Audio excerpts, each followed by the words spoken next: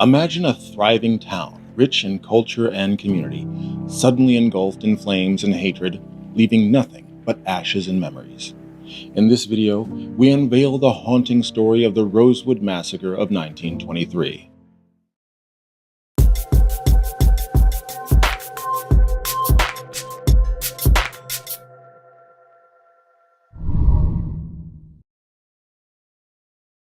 Hey folks, I'm Professor Darius, in the flesh, and you're watching African Elements. Welcome if you're new, and if you're a returning subscriber, welcome back. In this video, we journey through history and unravel the truths of the Rosewood Massacre of 1923. But before we begin, I'd like to give a huge thanks to the history makers in our Patreon community. Your support has been monumental in helping to build this channel, and I can't thank you enough. You can join them and gain early access to ad-free videos by following the link in the description. Now, let's explore the Rosewood Massacre of 1923, a catastrophic event that not only shattered a community, but also left an indelible mark on America's narrative. The early 20th century in America saw severe racial tensions and violence. African American communities often faced the brunt of these hostilities. Understanding this climate is essential to grasping the Rosewood events. The era saw the rise of Jim Crow laws and a resurgence of the Ku Klux Klan. This created an atmosphere where racial violence was common. Authorities often ignored or even endorsed such violence. Before the massacre, Rosewood was a thriving African American community. It succeeded despite the systemic racial challenges. The town's residents were middle class and engaged in various professions. They were teachers, carpenters, farmers, and shop owners. Rosewood was a symbol of Black independence and resilience. The local economy was diverse. It included agriculture, local businesses, and turpentine mills. Churches, schools, and social organizations were central to community life. The Rosewood Massacre began with an incident involving Fannie Taylor, a white woman in a nearby community. She claimed a black man had assaulted her. This allegation, despite the lack of solid evidence, ignited a storm of racial animosity and violence. Taylor's accusation led to the rapid mobilization of white mobs around Rosewood. Fueled by racial prejudice, these groups began planning attacks on the African American community. Rumors about the assault spread quickly, heightening racial tensions. Local newspapers played a role in this, often publishing sensationalized and biased reports. Seeking vengeance, white mobs began to form, comprising individuals from surrounding areas. The Rosewood Massacre unfolded over several days in January of 1923. It started with targeted attacks on residents. It escalated to the complete destruction of the town. The media played a critical role in shaping public perception of the Rosewood Massacre. Newspapers at the time often portrayed the events with racial bias. They emphasized the alleged assault over the subsequent violence against African Americans. This biased reporting influenced public opinion and clouded the true nature of the events. The way the media framed the Rosewood story also had lasting effects, influencing how the event was remembered and understood. It's crucial to analyze these narratives to understand the racial biases prevalent in media reporting at the time. On the other hand, survivors and eyewitnesses gave chilling accounts of the violence. The Rosewood Massacre of 1923, a harrowing episode of racial violence, is vividly captured through the voices of those who witnessed and survived the tragedy. Sarah Carrier, a survivor, recounted the horror that unfolded with poignant clarity.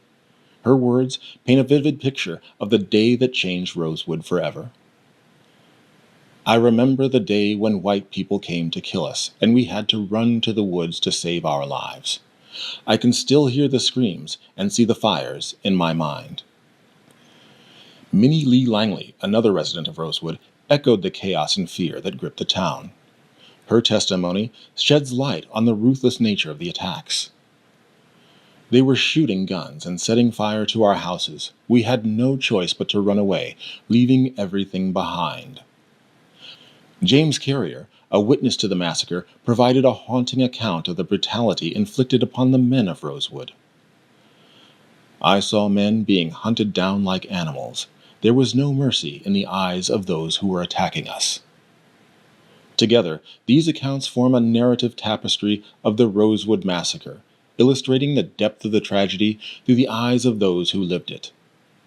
The Rosewood Massacre led to the complete obliteration of the town. Aggressors burned homes, churches, and businesses to the ground. This act of violence erased a thriving community from the map. The massacre displaced Rosewood's entire population. Survivors fled, seeking refuge in nearby towns.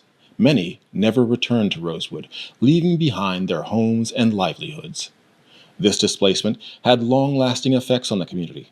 It fractured families and disrupted generations.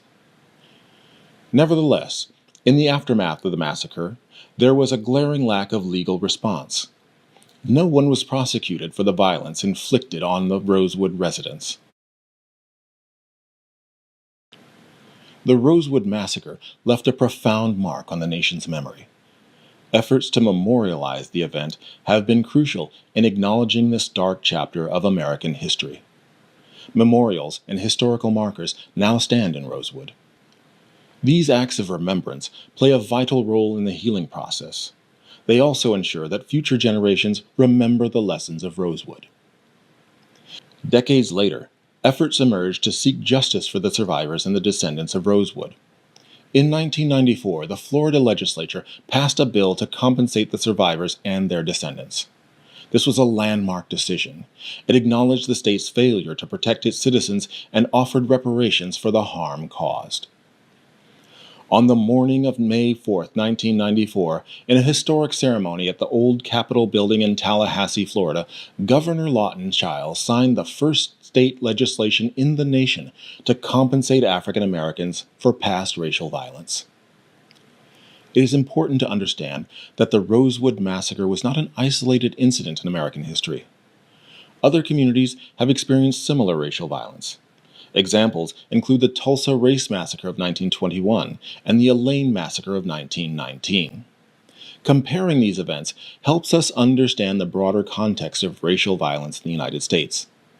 It also highlights the patterns of racial injustice and often inadequate response from authorities.